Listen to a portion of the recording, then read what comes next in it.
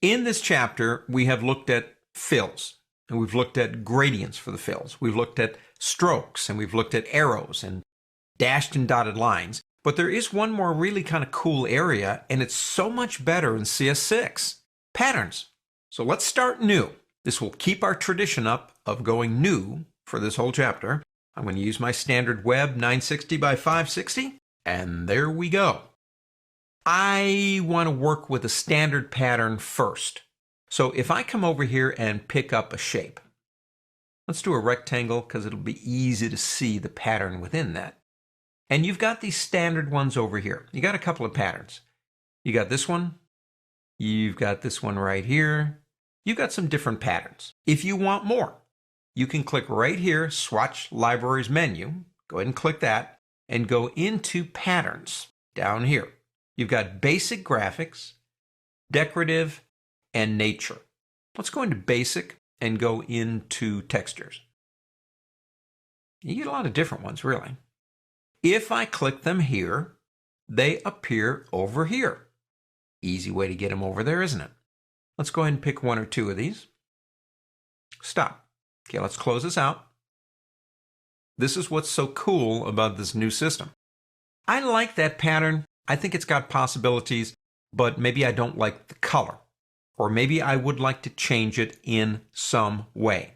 What you want to do is come over here and double click right on that pattern. And it opens up the pattern options. Now let me make that a little bit bigger over here so we can see it. It shows you the original pattern. That's what's inside of the rectangle.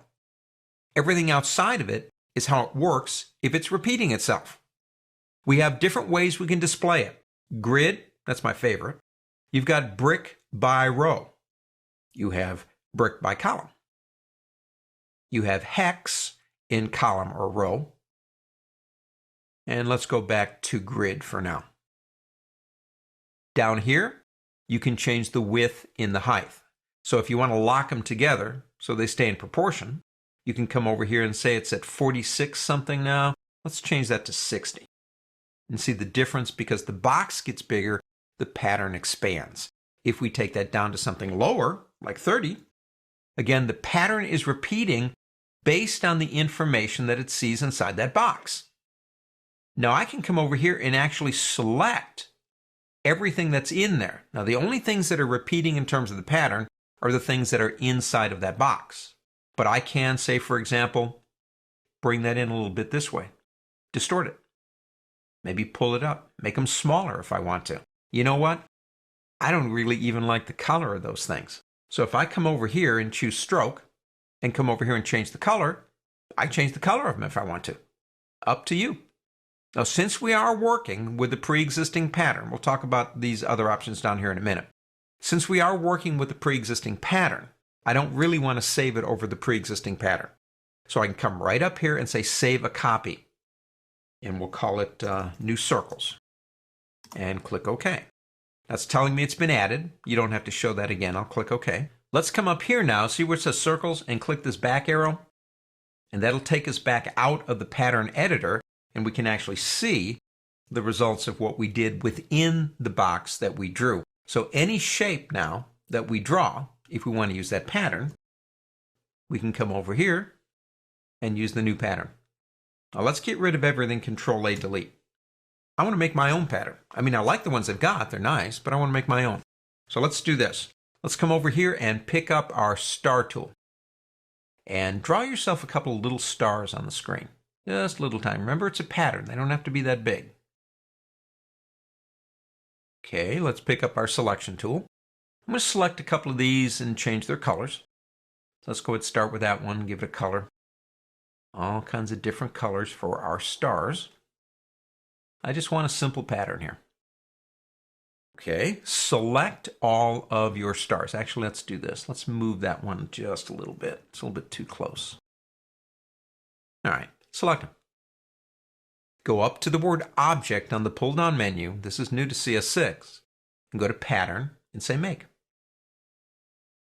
You get this area again. There's ours, just like the other one. So we can change grid to brick by row, all the different ones we looked at.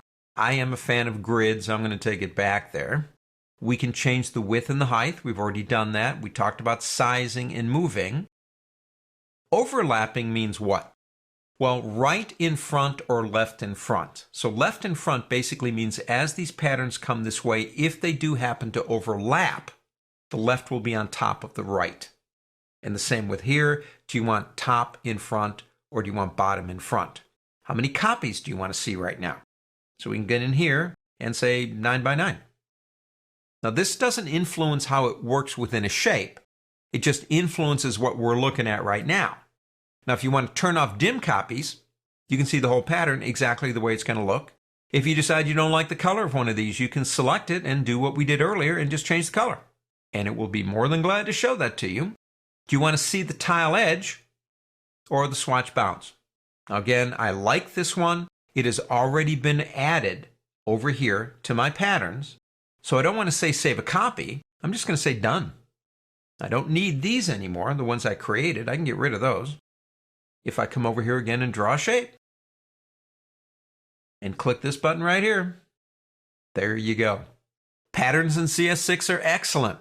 Now we've had them for years, but the ability to create them and manipulate them has really changed in CS6, and it makes it almost easy to make them.